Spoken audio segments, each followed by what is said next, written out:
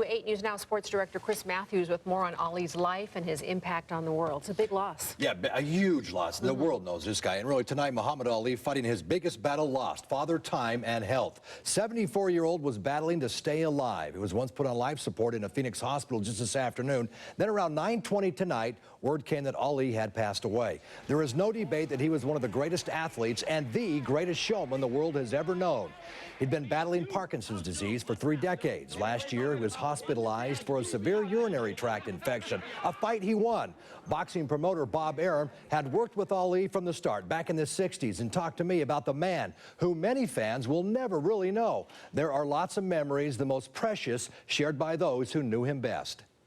How he reached out to people without being able to speak their language in Japan, in Asia, and yet they felt a connection with him that was so enormous that it was almost magic. It was magical.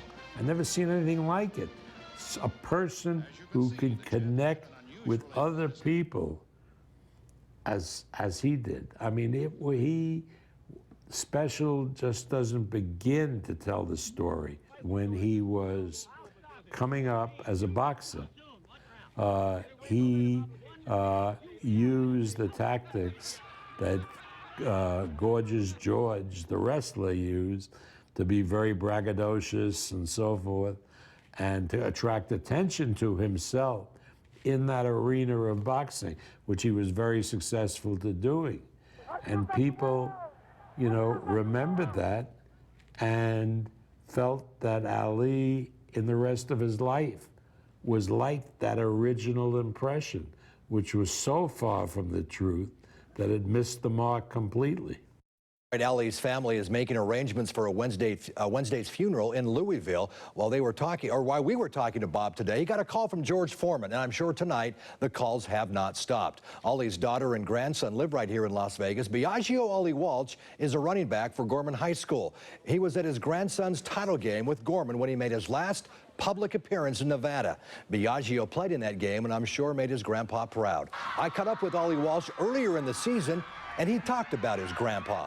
I'm the champion of the world! When I look at him, I'll kind of, I'll say I'm a bad man, and then he'll just shake his head and he'll make the same face. It's funny. Am I the greatest of all? Sometimes I think about it, and I'll watch videos on YouTube or something, and it's like wow.